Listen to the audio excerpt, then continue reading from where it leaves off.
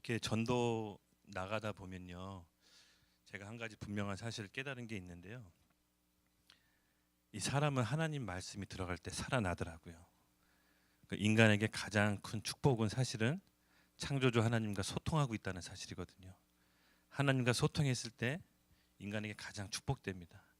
하나님 말씀이 그 사람을 살려내거든요. 저는 그걸 전도하면서 많이 느꼈어요. 사실 나머지는 일시적인 겁니다. 섬기고 도와주고 여러 가지 물신양문을 해줘도 그 마음속 깊은 곳에 하나님 말씀이 들어가지 않으면 수박 거달기식으로 거칠하다 끝나는 경우가 너무 많이 봤기 때문에 이제는 말씀을 통해서 사람을 살려내야겠다. 말씀 공부도 더 해야겠지만은 하나님 말씀이 우리의 마음을 뜨겁게 해서 그 마음 뜨거움으로 산 사회, 가정, 교회, 국가를 살려낸다라는 게 저의 굳건한 믿음입니다. 그래서 오늘 창세기 2장 15절에서 17절 말씀을 아까 본문을 읽었는데 사실은 중요한 메시지예요. 이렇게 성경 공부를 하거나 일터 소모임이 이렇게 만들어질 때 항상 받는 질문이 있었거든요. 선악과 먹는 게 뭐 그렇게 대단한 죄인가? 그 나무 열매 하나 먹었다고 하나님께서 이렇게 엄청난 벌을 주시나? 근데 사실 잘 보면요, 가치관의 싸움이에요. 하나님께서 먹지 말라고 한 그 말씀 있죠, 선악과. 그거는 인간이 어떤 가치관을 선택해서 자기 인생을 설계할지에 대한 싸움입니다. 인간 스스로 생각을 창조해낼 수 없어요. 완전히 무에서 유를 창조하시는 분은 하나님밖에 없거든요. 창조주 하나님밖에 없습니다. 인간은 자기가 들은 거, 경험한 거를 통해서 그 바탕을 자기가 생각을 창조해내죠. 그래서 우리가 지금 살고 있는 우리 경험, 우리 가치관은 반드시 어디서 들어서 형성된 겁니다. 그냥 나오지가 않습니다. 그래서 내가 어디에 관심을 두고 내 마음이 어디 있는지를 보면은 그 사람의 가치관을 알 수 있고 그 가치관대로 그 사람의 인생이 설계되고 그 운명대로 이어져 갑니다. 여러분, 운명은 바뀔 수 있다고 생각하십니까? 운명은 바뀌지 않습니다. 운명은 빠져나와야 됩니다. 사단의 운명으로부터 빠져나오는 길이 유일한 살 길입니다. 그것이 바로 예수 그리스도 외에는 다른 길이 없다라고 교회에서 얘기하고 있습니다. 이 간단한 진리지만 이 말씀이 여러분한테 들어가서 가치관으로 형성될 때 나머지 부분들이 삶의 조정들이 이루어질 겁니다. 말씀 한번 다시 볼 수 있을까요?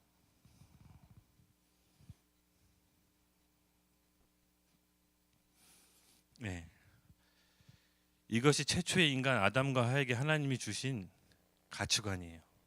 주 하나님이 사람을 데려다가 에덴 동산에 두시고 그것을 맡아 돌보시게 하셨다. 주 하나님이 사람에게 명령하셨다. 동산에 있는 모든 나무의 열매는 내가 먹고 싶은 대로 먹어라. 그러나 선악을 알게 하는 나무의 열매만은 먹어서는 안 된다. 그것을 먹는 날에는 너는 반드시 죽는다. 하나님께서 제시한 인간에 대한 기준입니다. 잘 생각해 보면 흑인 인간에게 하나님이 영을 불어넣어서 생명을 주시고 모든 피조세계의 피조물을 다스리는 왕적인 존재로 창조하셨어요. 피조세계의 어떤 그 존재도 하나님께서 그렇게 만드시지 않았습니다. 바로 인간에게 자유의지를 줬다라는 것은 하나님과 같은 동격으로 하나님이 대하신 겁니다. 하나님 안에 있을 때 인간이 가장 완전하고 행복한 존재로 살 수 있도록 하나님이 그렇게 창조하신 겁니다. 선악과 사건은 단순히 하나님이 명령한 사실을 어겨서 인간이 벌받은 사건이 아니라 하나님 안에서 인간이 삶의 기준과 방향을 하나님이 제시해 주신 겁니다. 선악을 먹지 말라고 제시한 하나님의 말씀은 인간을 통해서 억압하고 하나님 안에서 가두는 것이 아니라 하나님과 인간의 언약의 관계입니다. 그 언약 안에 있을 때 인간이 가장 아름답고 행복하게 살도록 하나님이 그렇게 창조하신 겁니다. 우리에게 가치 기준을 주신 거죠. 아까 얘기했지만 우리가 드는 생각은 사실은 어디서부터 온 거죠? 우리 학교 교육, 대중매체, 매스미디어, 친구들에서 들은 정보들이 들어와서 우리에게 믿음이 생성되고 그 믿음을 통해서 가치관이 만들어집니다. 그래서 그 가치관대로 우리가 살아갑니다. 왜냐하면 믿음은 들으면서 나니까요.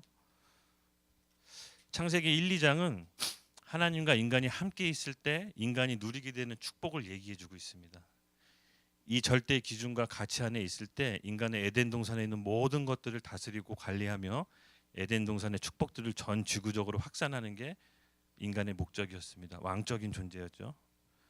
근데 하나님의 말씀으로 절대 기준을 삼은 인간은 모든 근원이자 복의 원천인 하나님께로부터 단절되는 사건이 벌어집니다. 바로 창세기 3장부터 나오는 이 얘기인데요. 1, 2장까지만 해도 하나님 말씀의 기준을 삼고 있던 인간이 다른 정보와 다른 가치관을 받아들이기 시작합니다. 바로 사단인데요.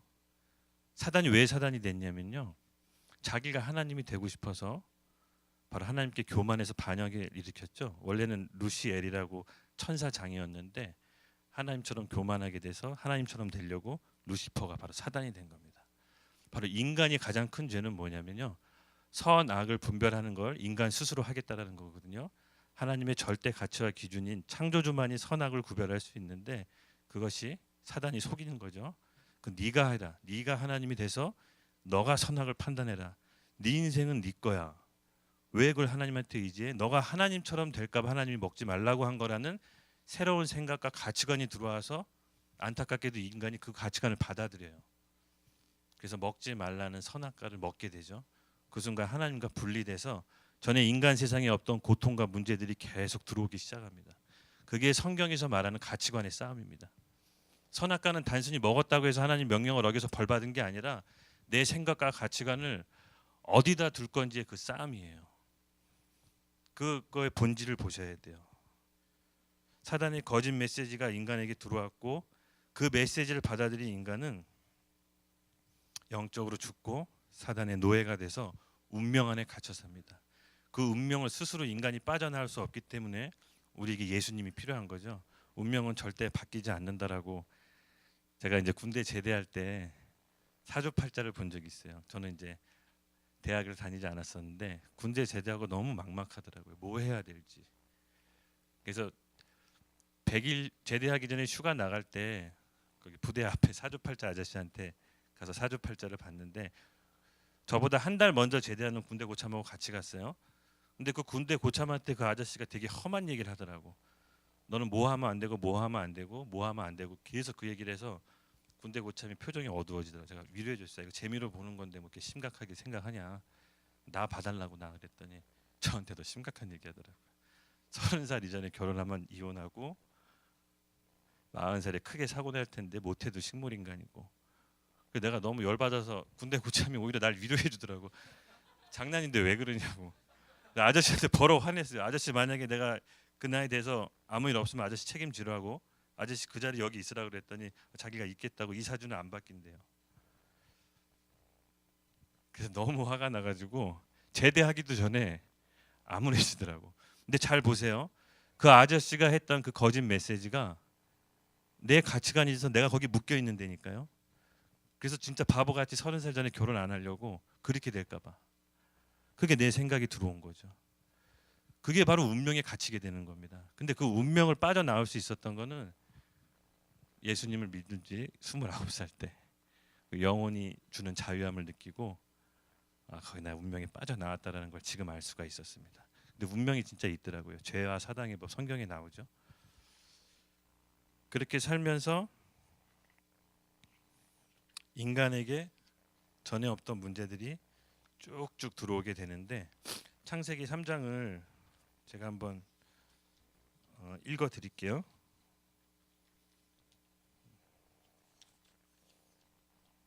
창세기 3장 1절 뱀이 사람에게 하는 말입니다. 뱀이 여자에게 물었다. 하나님이 정말로 너에게 동산에 있는 모든 나무 열매를 먹지 말라고 말씀하시더냐. 창세기 3장 4절에서 5절 뱀이 여자에게 말했다. 너희는 절대로 죽지 않는다. 하나님이 반드시 죽는다고 했는데 절대로 죽지 않는다라고 거짓말을 뒀습니다.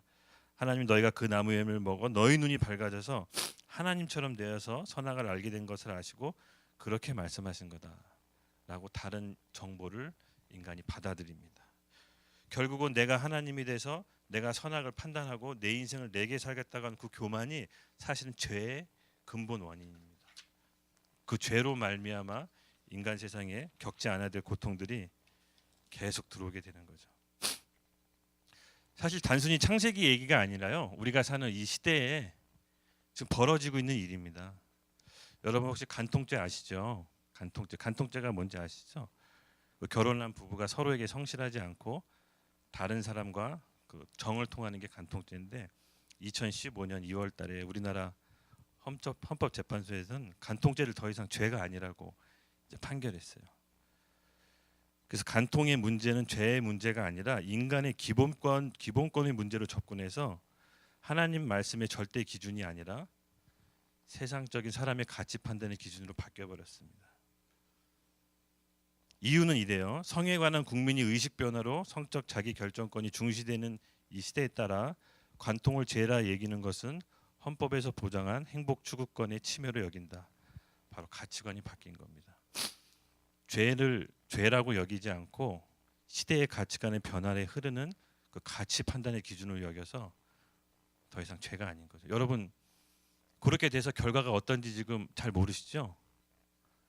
결혼한 부부가 서로에게 성실하지 않고 다른 사람이랑 정을 통해서 죄라고 따질 수가 없어요. 유례 없이 숙박업소가 지금 부흥이에요. 그리고 성인 남자들 결혼한 부부들이 여자친구 남자친구 사귀는 게 유행이라고 합니다. 이게 변화된 가치고 그 가치를 붙잡은 인간이 겪는 고통은 어마어마합니다. 가정이 깨어지고 거기에 소속된 자녀들이 엄청나게 고통받고 있습니다. 그때 벌어졌던 선악과 사건이 다른 이름으로 성적 자기 결정권이라는 이름으로 다르게 포장돼서 벌어지고 있습니다. 이것뿐만이 아니에요. 제가 찾아보니까 어마어마한 많은 심각한 일들이 계속 우리 사이에서 벌어집니다. 여러분 우리 예수님 믿잖아요. 크리스찬은 자기 의견을 자기 생각을 말하는 게 아니라 하나님 말씀을 절대 진리로 알고 그 진리를 지키는 게 크리스찬입니다. 우리가 잘 알아야 할 것은 그 헌법 8조에 보장된 행복 추구권이 어디서 나왔는지 그 문제죠. 하나님이 인간을 창조했죠. 그 창조한 하나님이 인간에게 기본권을 주신다는 것을 잊으셔서는 안 됩니다. 인간의 기본권의 대원칙 두 가지가 있는데요. 다른 사람이 빼앗을 수 없다. 두 번째로 인권은 하나님이 주신 거다. 천부 인권 사상이죠. 이 얘기를 빼고 인권을 논할 수는 없습니다. 하나님께서 부여하신 그 기본권을 우리 마음대로 바꾸고 해석하고 시대의 변화 가치에 따라 다르게 해석하면 인간 스스로 고통받는다라는 게 창세기 1, 2장과 3장의 얘기입니다. 그거 똑같이 답습하고 있습니다. 가치관의 싸움이 계속 시작되는 거죠. 제가 요거 한 통계 자료 하나 보여드릴게요. 우리 지금 현 실정이 어떤지. 이게 대한민국 거짓말 범죄 통계 자료인데요. 3대 거짓말 범죄: 사기죄, 무고죄, 위증죄. 2013년도 검찰청 통계 자료예요. 맨 위에 노란 게 사기죄고 밑에 녹색하고 빨간게가 무고죄랑 법정 위증죄가 이제 겹쳐 있는데 2000년 기준으로 해서 2013년도 보면요. 사기죄가 85%가 증가해요. 이 수치는요. 인구 대비로 봤을 때 일본의 90배래요. 성공한 것만 이거야. 그러니까 실패한 것만 잡힌 것만. 그 성공한 건 엄청나게 크겠죠. 근데 지금 2017년도잖아요. 이게 2013년도 자료인데 지금 어마어마할 것 같아요. 말만 하면 거짓말이야. 그리고 무고죄 있죠. 죄 없는 사람 죄 있다고 덮어 씌우는 거. 그게 이제 30%가 증가했대요. 법정 위증죄, 법정에서 거짓으로 증언하는 거 이제 10%가 증가했답니다. 되게 충격적인 게 일본의 90배라고 해요. 일본 검찰청 통과제를 종일하게 보면. 근데 이 상태로 우리가 지금 가치 기준으로 거짓의 영이 들어왔습니다. 거짓의 아비가 누구죠? 사단이죠. 사단의 영이 우리 사이에 전반적으로 우리 가치관을 부여잡고 있습니다. 하지만 이 얘기 들으면 너무 암울하죠.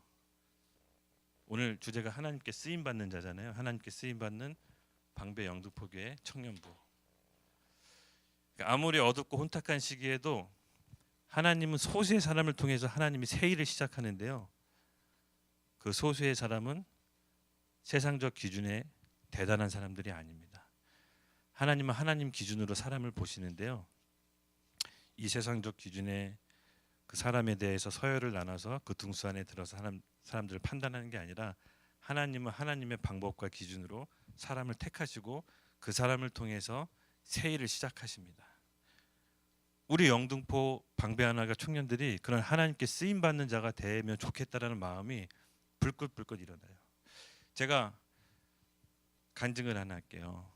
제가 이제 결혼할 때 여기 방배교회에서 결혼을 했는데 결혼할 때 와이프가 걱정이 하나 있었대요. 제 지적 수준이 너무 떨어져서 얘기가 안 통할까 봐. 그게 걱정이었대요. 근데 살아 보니까 진짜 말이 안 통하는 거야. 되게 힘들었대. 근데 이 남자가 그래도 딴 건 모르지만 예수님은 잘 믿는 것 같아. 그래서 한 해 두 해 겪다 보니까 일처리 능력이 좀 달라지더래요. 그래서 예수님을 더 잘 믿더니 어느 순간에 말하는 게 좀 똑똑해졌대. 그러더니 이 일 저 일 해내는 거 보니까 자기가 존경하게 됐대요. 그래서 하나님이 필요하면 그 사람 IQ도 높이시는 것 같아. 하나님이 주권이 되니까요. 하나님이 필요하다 그러면 하나님이 해버리십니다. 우리 가치 기준을 어디다 두냐에 따라서 제 자신을 좀 팔아가면서 이해력을 돕기 위해서 했는데 아버지가 이제 결혼할 때 살아계실 때 저한테 그 얘기다. 너 성환아, 너 IQ 98인 거 얘기하면 안 된다. 굳이 얘기하면 안 된다. 그거를 알아야 진정한 사랑 아닙니까? 그랬더니 아니야, 굳이 파토 날 필요 없어. 결혼하고 얘기해. 그래서 숨겼다니까요. 그래서 IQ 검사 다시 해보려고요. 지금 몇 가지 올라갔는지. 하나님의 기준은 세상적 기준하고 다릅니다. 하나님의 마음과 합당한 자를 찾아내십니다. 어둡고 희망 없던 시대에 기도와 하나님 말씀으로 가치 판단으로 준비한 사람을 하나님이 쏙쏙 찾아내서 그 일을 시작하는데요. 많은 사람이 필요하지 않습니다. 소수의 인원이 역사적인 사건으로 증명할 텐데 한번 볼까요? 여기 왼쪽에 보이시는 윌리엄 윌버퍼스 있죠? 그 영국의 노예 해방을 하신 분인데 당시에 이제 영국이 노예 그 제도로 해서 국가 경쟁력, 국가 경제를 이루고 있었는데 40년 동안 혼자서 노예 해방을 외쳤대요.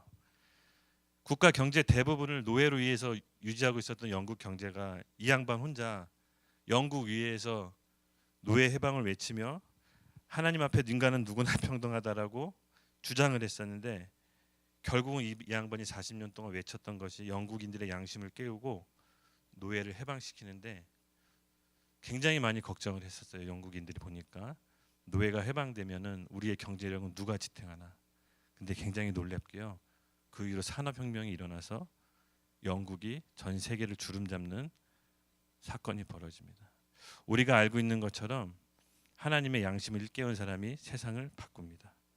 왼쪽에 똑같죠. 우리 링컨 대통령, 제가 존경하는 분인데 노예 제도가 하나님 앞에 보시기에 공의롭지 못하다고 양심의 반응을 일으켜서 남북 전쟁이 벌어지죠. 그게 노예 제도인데 미국의 남북 전쟁은 북군과 남군이 북군은 북쪽은 이제 공업지대고 남부는 농업지대였는데 노예가 반드시 이제 남부는 필요했던 거죠. 그래서 그 노예를 그 해방시키려고 하는 그 북군에 의해서 전쟁이 벌어진 사건인데 그때 북군이 이기면서 노예가 해방됩니다. 그리고 영국의 웨일즈 부흥 운동의 시작인 이반 로버츠인데요. 이 양반이 되게 단순하면서도 하나님 앞에서 정결하신 분이었더라고요. 이 양반이 설교하면 딱 네 가지 간단한 설교만 했대요. 그런데도 사람들이 구름대같이 몰려들어서 회개를 했다고 하더라고요. 네 가지 주제로 설교를 했는데 생각나는 모든 죄를 하나님께 고백하십시오. 생활 속에 좋지 않은 습관을 모두 제거하십시오. 성령님의 인도하심에 즉각 순종하십시오. 주변 사람에게 당장 그리스도를 증거하십시오. 항상 이 네 가지 설교 단순하고도 명백한 설교였는데 사람들이 회개와 변화를 일으켰다고 합니다. 이처럼 모두가 암울한 시대에도 하나님이 정하신 소수의 인원으로 하나님께서 새 일을 시작합니다. 이때 당시 얼마나 그 부흥 운동이 일어났냐면 웨일즈 지방의 술집 다 문 닫고 하나님 어떻게 살아야 되는지 물어보고 다 회개하고 죄에 대한 깊은 깨달음과 민감함으로써 여러 가지 안 좋은 유흥업소들이 다 문을 닫고 하나님께 돌아오는 놀라운 역사가 바로 한 사람의 기도하는 사람으로 인해 유지되고 있다고 합니다. 이게 그저 과거에 일어나는 일이 아니라요. 바로 우리 앞에 당면한 현실이고 우리도 또한 할 수 있습니다. 우리가 사실은 하나님께 부름받고 그 소명을 발견하면요. 하나님께서는 우리에게 마음의 소원을 먼저 주십니다. 제가 이제 또 소원이 하나 생겼어요. 하나님 계속 소원을 주더라고요. 선거에 나가려고요. 언제인지 모르지만 하나님이 선거에 나가라는 마음을 주셨어요. 그래서 하나님의 말씀과 법대로 그 지역을 바꾸기 위해선 선거에 나가는 게 가장 탁월하다. 그래서 하나님이 계속 마음의 소원을 불어넣어 주세요. 하나님이 어떤 일을 시작할 때요, 우리 마음속에 마음의 소원을 먼저 주시잖아요. 그 소원을 통해서 하나님께서 시간이 지났을 때 그 일을 이루십니다. 그 준비되는 과정이 반드시 필요합니다. 죄에 대한 철저한 회개. 하나님의 모든 은혜는 죄에 대한 철저한 회개 없이는 그냥 주어지지 않습니다. 하나님께서 우리에게 주시는 모든 소명은요, 그 사랑과 은혜 안에 반드시 죄에 대한 회개가 동반됩니다. 그 회개가 있어야 기쁨과 감격으로 우리가 헌신해 나갈 수 있거든요. 그래서 그냥 이런 마음이 들어요. 하나님이 이 땅에 살아가는 동안 내게 주신 능력을 모두 다 활용해서 한번 불꽃같이 한번 살아보자. 이게 잠이 안 오더라고요. 전에는 제가 이런 인간이 아니었어요. 예수님 믿기 전에 뭐 하면은 3개월 이상 못 해가지고 집에서 뭐 하면 뜯어 말렸어요. 도시락 싸들고 또 돈만 날리고 그만두는 거 아니냐.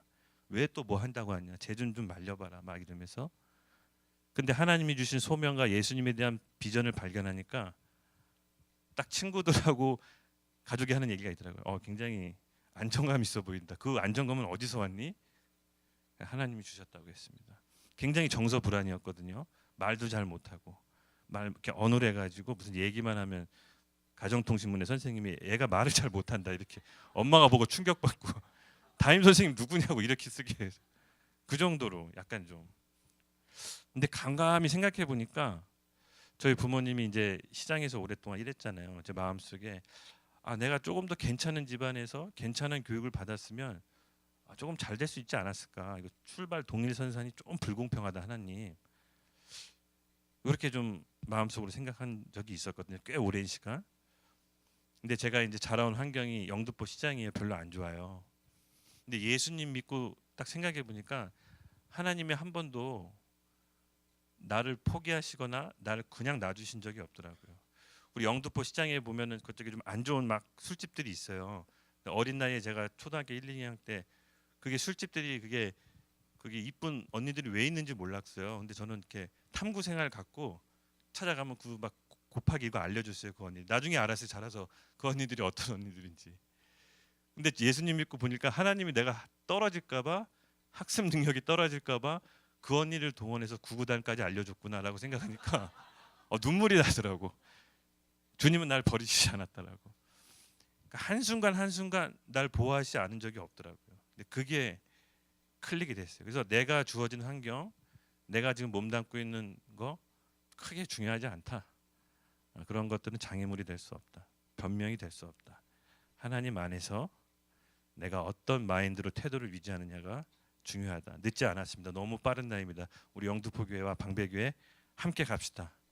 하나님께 쓰임 받는 사람이 될 수 있도록 지금부터 준비하고 하나님 가치 안에서 영생은 예수님을 아는 거죠. 예수님 말씀과 성경을 공부합시다. 세상적인 공부하는 만큼 똑같이 성경 말씀 공부해줘야 공평한 거 아닌가요? 그렇게 하나님께 할 말이 있죠. 우리 같이 나갑시다. 같이 한번 읽어볼까요? 네. 말씀 마무리하면서 읽겠습니다. 시작. 여호와를 생각하면서 즐거워하십시오. 그러면 주님께서 여러분의 소원을 들어주실 것입니다. 여호와께 여러분의 길을 맡기고 그분을 굳게 믿으십시오. 그리하면 주님께서 다 이루어 주실 것입니다. 또 여러분이 하는 의로운 일과 정의로운 행동들을 한낮의 햇빛처럼 빛나게 해주실 것입니다. 잠잠히 인내하면서 여호와를 기다리십시오.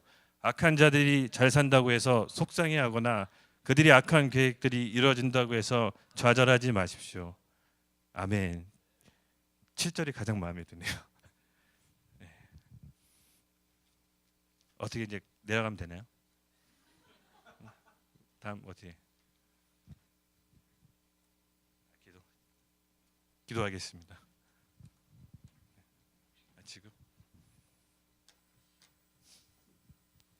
형식이 없는 곳에서 있다가 이렇게 형식 차리려니까 좀 버벅댔네요. 이해해 주세요. 네. 기도하겠습니다. 하나님 아버지, 인간은 하나님과 함께 있을 때 가장 자유롭고 행복합니다. 인간에게 가장 큰 축복은 하나님과 함께 있는 것입니다. 주님, 우리 가운데 하나님 우리의 소원의 마음을 주십시오. 하나님, 우리 가운데 새 일을 허락하여 주시옵소서. 기존 것들 가치관들이 무너지고 그것이 나에게 아픔이 되고 쓰디쓴 고통이 될지라도 하나님, 새 일을 시작하는데 그 과정이 반드시 필요하다면 그 길 속으로 들어가게 하여 주시옵소서. 눈에 보이는 가치관을 쫓지 않고 하나님이 주신 가치관을 쫓게 살게 하여 주시옵소서. 우리에게 용기와 담대함을 주시옵소서. 주님의 뜰에 합당한 사람이 될 수 있도록 우리에게 꿈과 비전을 주시옵소서. 감사드리며 예수님의 이름으로 기도드렸습니다. 네, 감사합니다. 우리 감사의 박수로